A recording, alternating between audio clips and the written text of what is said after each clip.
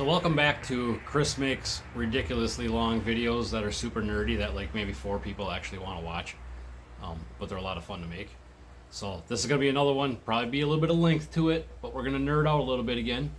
The live stream or live feed that I did a couple nights ago, I asked for suggestions from people that to maybe do a video on stuff they haven't seen or wanted to see.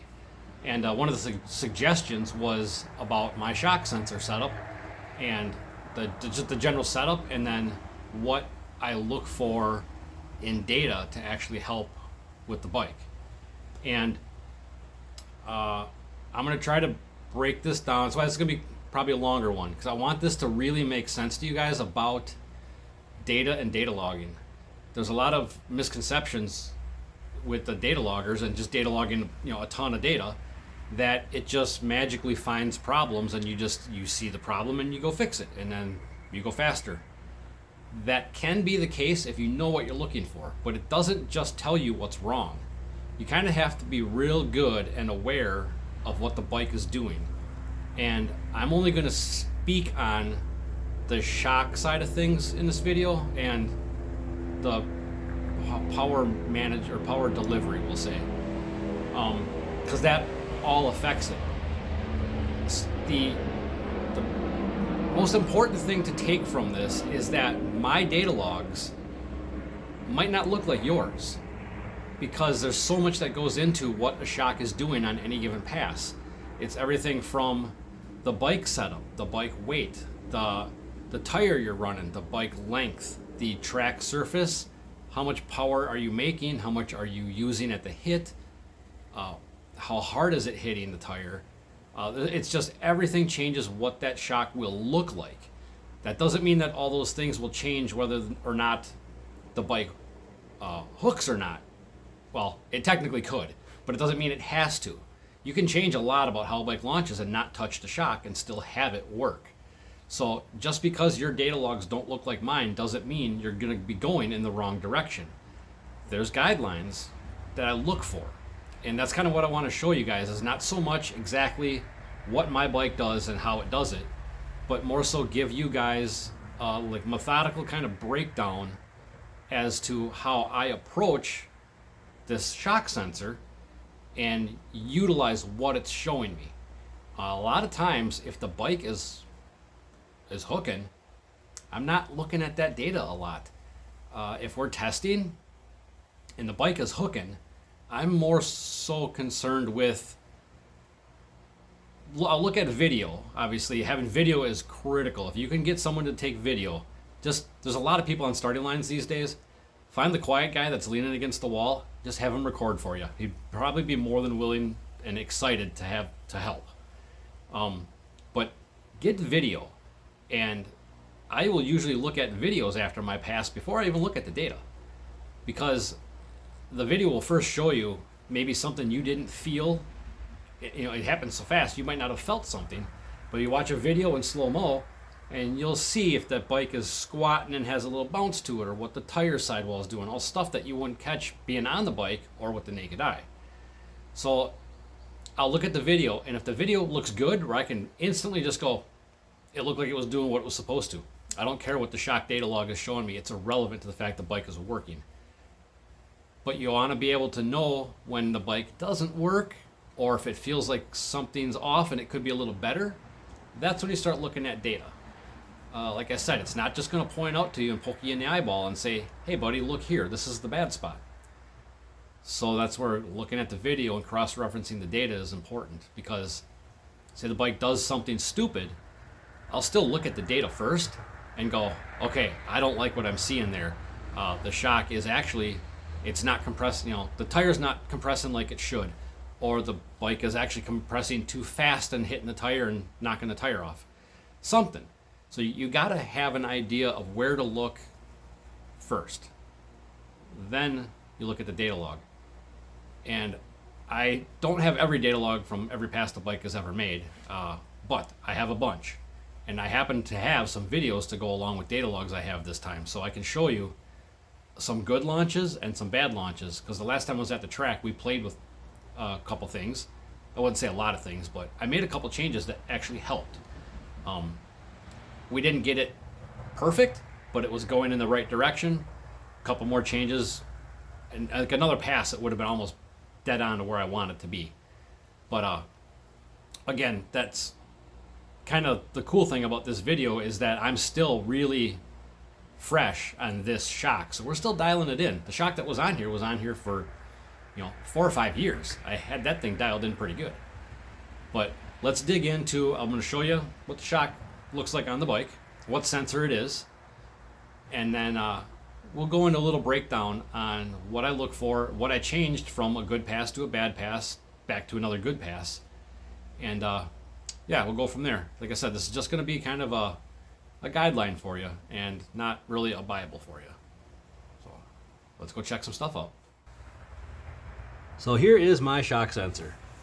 Those little brackets that you see on there, those little arms coming off, they're just set. There's one on the top and one on the bottom. They are just simple brackets I made out of some 1/8 inch aluminum, and they're just set at the same overall length as the shock. That sensor is a 4-inch low dollar motorsports sensor. See? Run, focus, low dollar motorsports all over the bike. That is the 4-inch sensor. I noticed now, I went on the website just to check. Somebody had asked what sensor it was, and I couldn't remember if I bought a 4 or a 6. This is the 4-inch. I went on the website and looked. He actually has a 2 and a 3-inch available now too. Any of those will work for you, because that shock is not going to bottom out that sensor.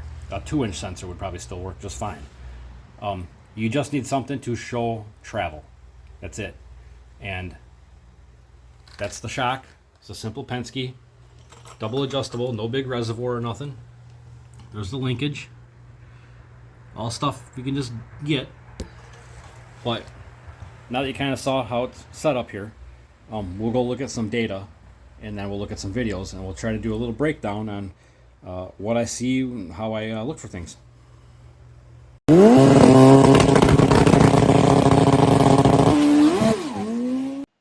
Now in slow motion, we can see how fast that license plate comes back down towards the hugger. And you'll see it actually hit the tire so hard it bounces a little bit.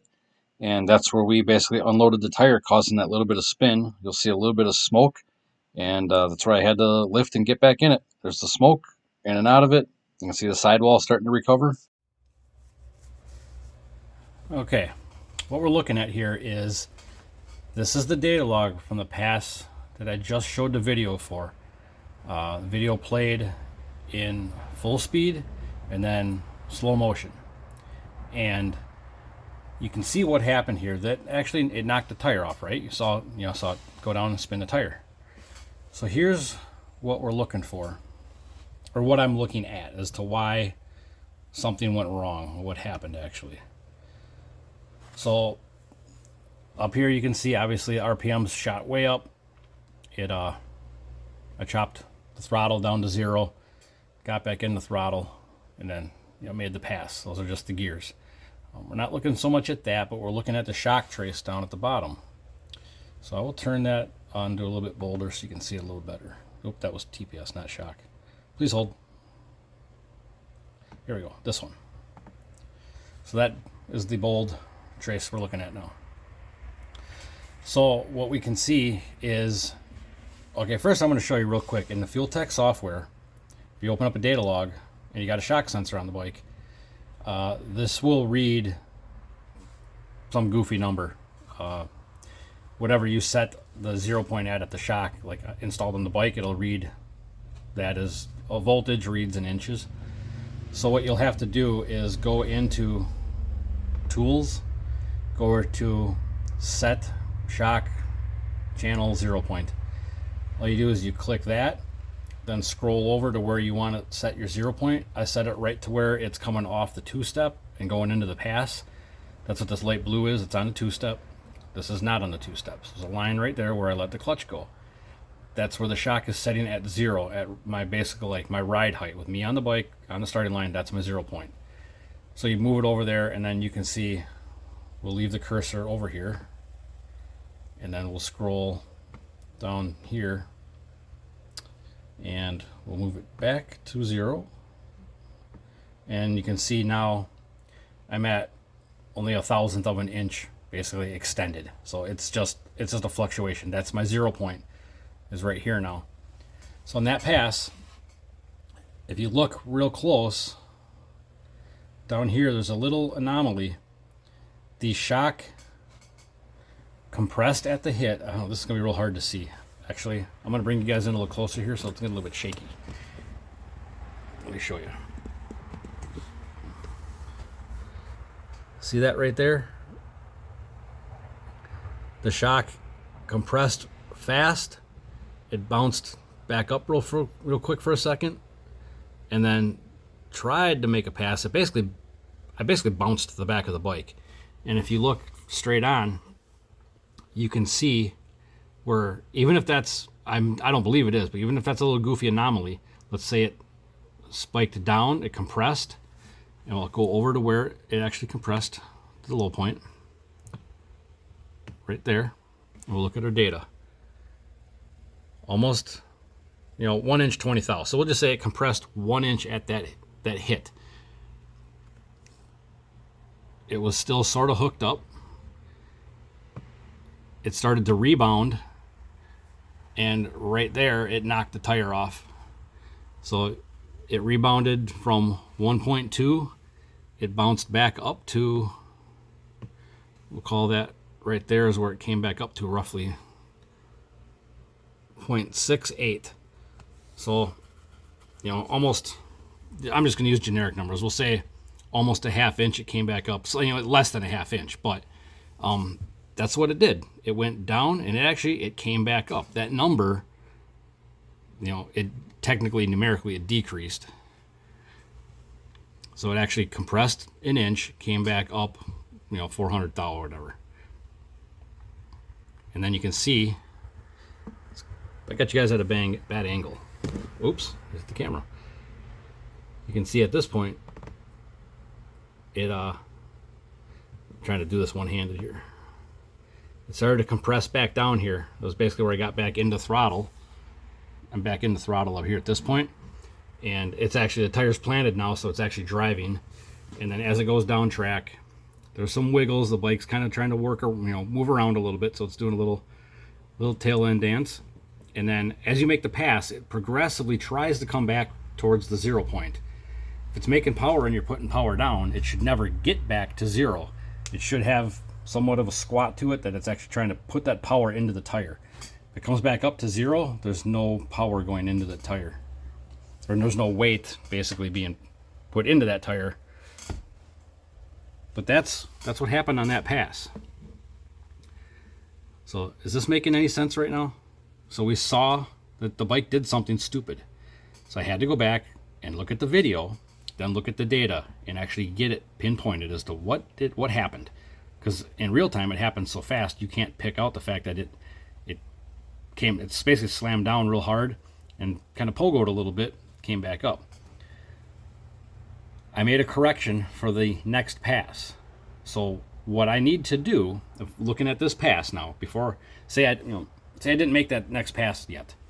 What I saw here is basically the compression was too fast, the rebound was too fast. It shouldn't have been able to slam down so hard, and it should not have been able to come back up that quick. So I went back in, I added 2 clicks to compression and 2 clicks to rebound.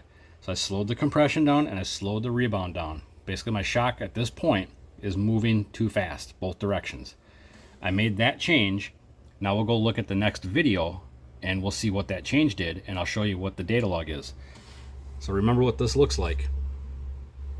Squat, a little bounce, squat, rebound, tries to squat again, and we make our pass. The rest of the pass, actually, it was working. That's not terrible. This is our little messed up area. So now let's go look at the next pass.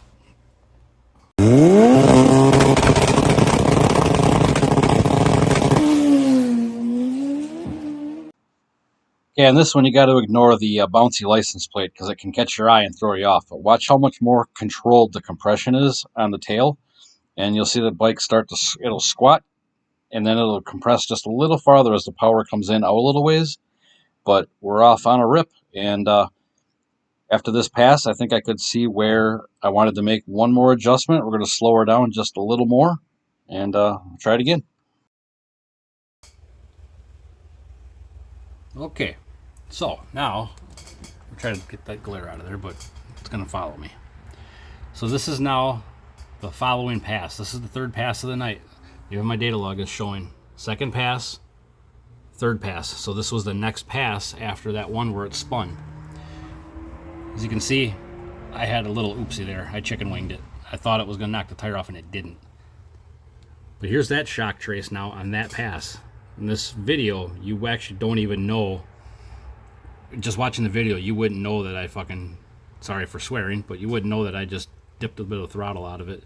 How much did I lose? So we went from, come on, there's my low point. So I actually, TPS went to 78%. So I didn't get totally out of it, but you know, I lost almost a little over 20% of my throttle. Not the worst, but again, we got good data anyway. So this is the shock trace from that pass.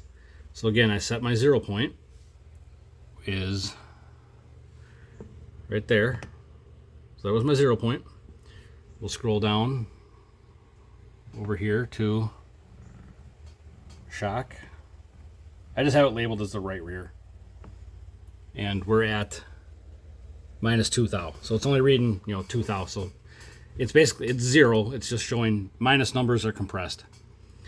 So now you can see how much different that initial start to the run looks. You can see how the shock, let me get my finger in here. You can see how the shock compresses, and that point of compression is actually farther out in the pass than the last one. It compresses, it slows it way down, and then it starts to hold it. And you can see now there's no rise back up in the rebound, and it stays flat. Well, relatively flat. All those wiggles are basically the back of the bike moves on a pass when it's, it's trying to spin the tire. It's hunkering down. But you can see, let me move this. I'll back up a little bit for you. That whole pass, all the way to the point of where I lift, right here, it's constantly coming back up towards that 0 point. And if we keep going down into the shutdown, if I get down, let's just click on something here where I'm basically coasting. We're only 200 thou compressed, so that could be just the weight of me sitting up catching wind, actually putting leverage on the backside of the bike. At this point, I'm probably not on the brakes real hard because pretty long shutdown, so I don't really need to panic brake on this thing, but we're just cruising through the shutdown at this point. Yeah, nothing good down there that we need to worry about. But what you want to see, I keep saying what you want to see. What you want to see is what one of your good passes look like. That's your only. I'm clicking all kinds of shit doing this left-handed. I'm gonna try to switch hands. So what you want to see is you have to make a good pass. You got to look at some video, look for anomalies like that last data log I showed you. You need to get the bike down. So you got to make some tweaks here and there, but you need to get the bike down the track to start seeing if you made a good pass, what does the trace look like? Now this would change if I add more power. This initial hit might dip down. Like I said, we only compressed, not only, but we came down to its low point, 0.876. So see how slowing down that compression, like basically stiffening up the shock, I took, almost a 1/4 inch. We'll just say, actually it's not close to a 1/4 inch. We'll just say like, what do we say, 1 inch on that last one, so 125 thou, less compression on that pass.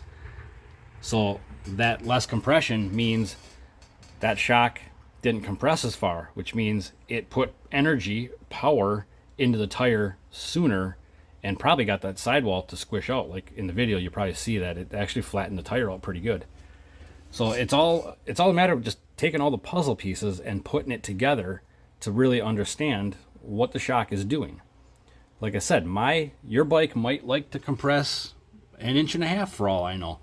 If you're a big guy or you're making way more power, the track is better, that compression number can go up.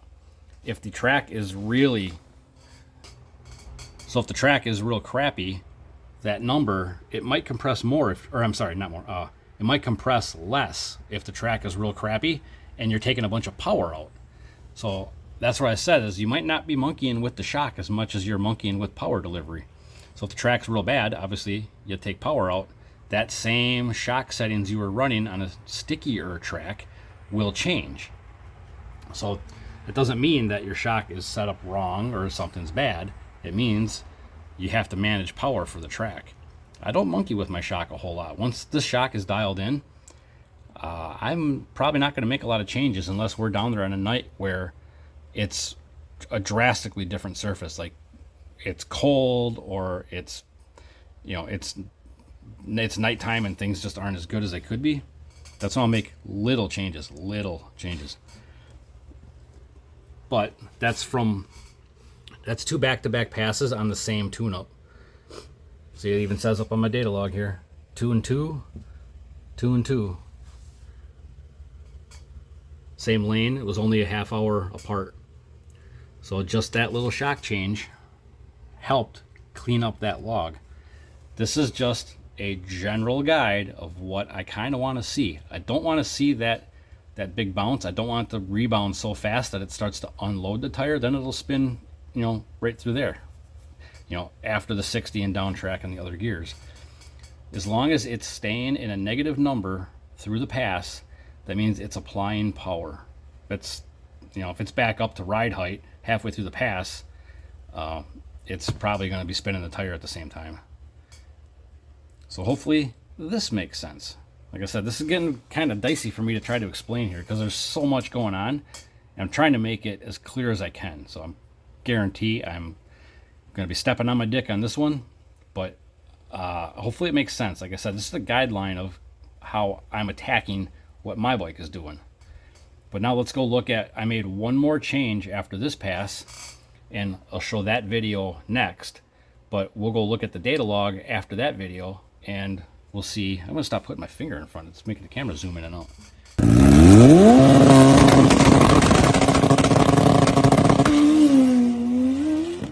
So in this pass, the one change I made was I put 2 more pounds of boost in it at the leave, and you can see by not changing the shock, it actually sped the shock back up again. More power was trying to go through that shock, so the shock got fast again. So now you're going to see another little bounce. The pass was still clean, but I need to smooth out that bounce a little bit right there. But you can see the tire flattened out real nice, and it still made a pass. Okay, now you saw that video, and the launch looked pretty decent, right? Again, look what we got going on. Now we got compression down to almost 1 inch. So just like, almost like that first pass, only it's slower. So our compression speed is pretty good, because that point of compression to where it's basically got the shock not bottomed out, but it's at the bottom of its travel from the hit. The farther out that goes, basically the slower it means the tail's coming down, because that's time on the bottom. So why is it the same distance as the first pass, or the first video that I showed you in first data log, but it's spun on that one but not this one? Because I slowed down that compression. And on this pass, I actually put a little more power in the bike. That's why this is compressed a little bit farther than the previous pass, but it still kept the tire hooked up. Because the compression speed is the same, I'm putting more power, so the bike is just coming down to a farther point. And then all the way down through that pass, same thing.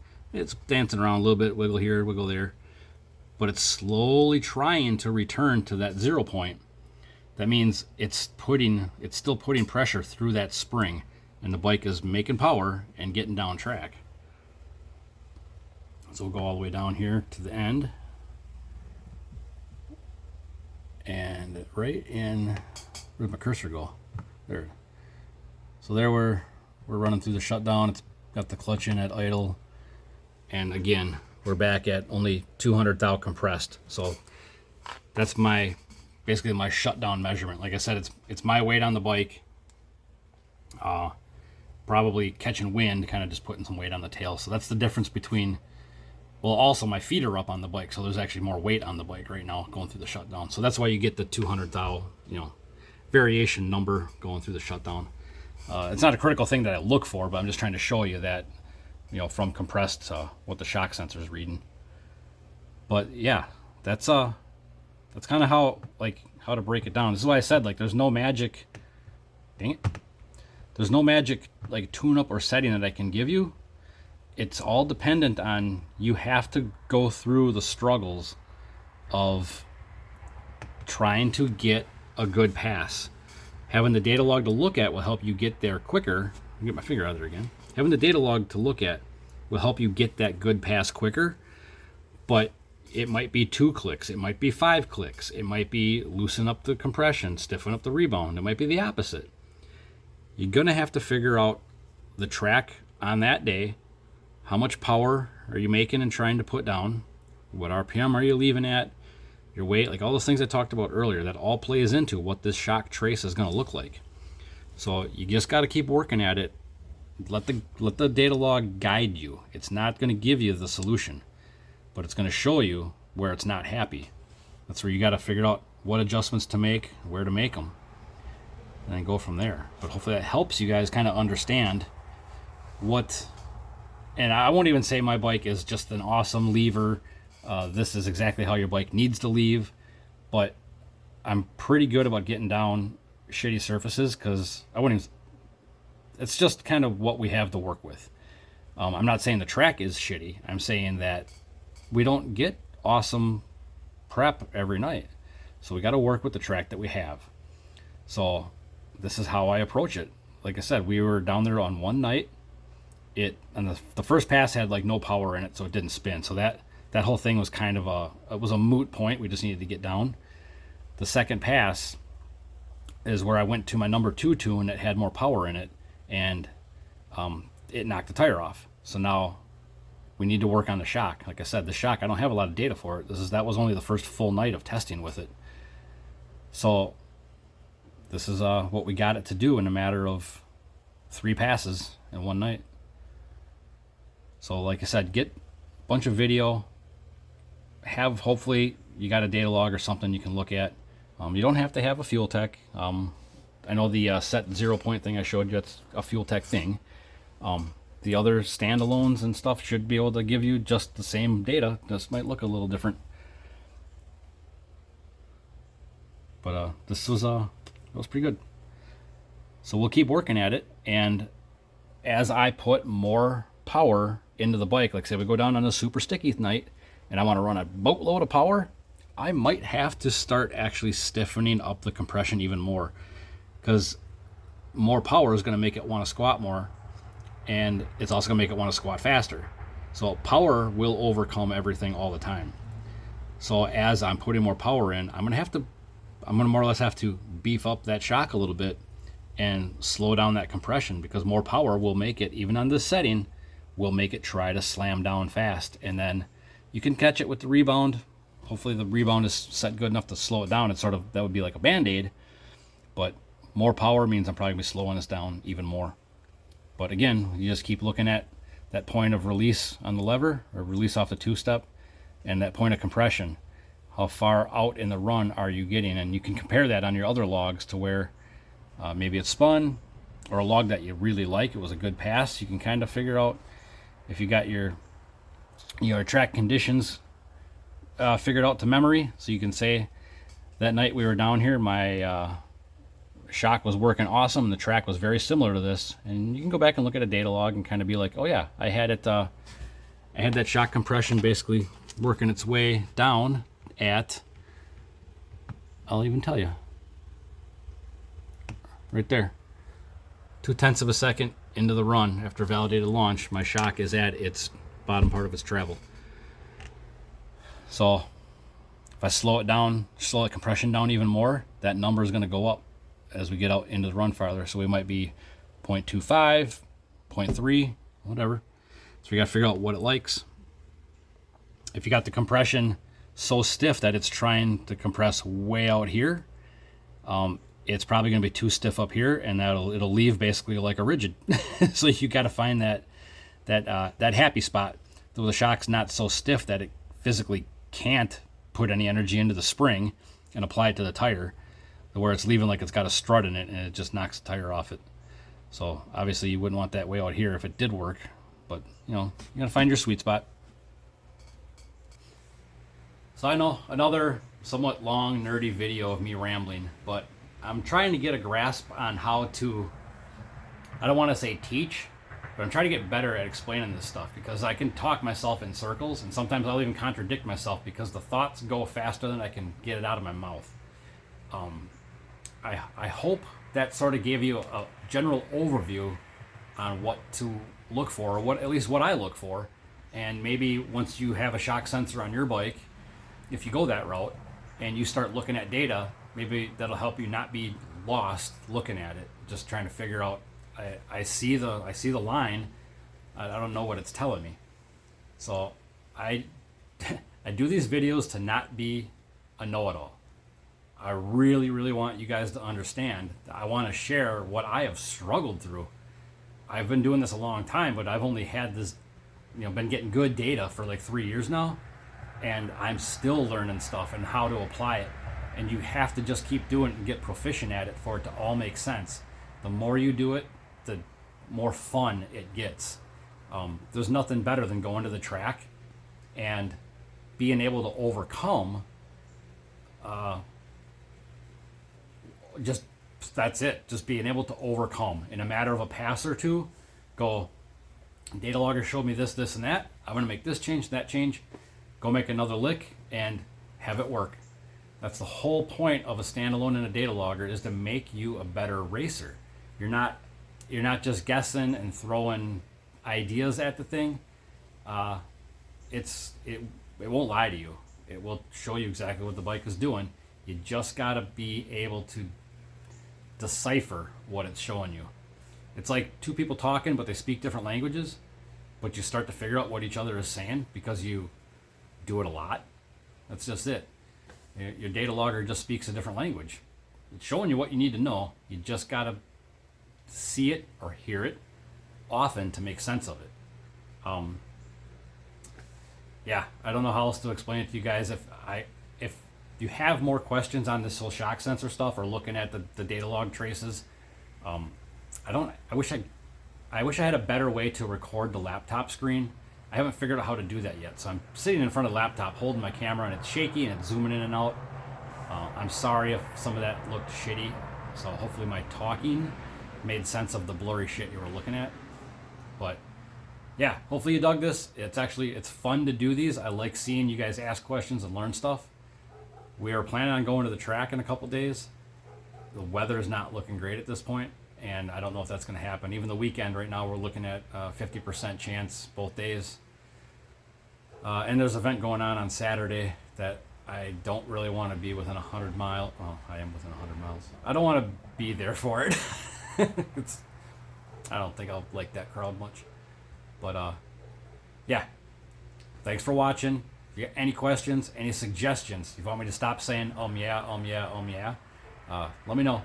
If you're sick of my Wisconsin accent, let me know. I'll fix it. Fix something. Data logger won't tell you what I'll do, but I can change something. So have fun, go race, make passes, learn some shit, try some stuff. We'll see you in the next video.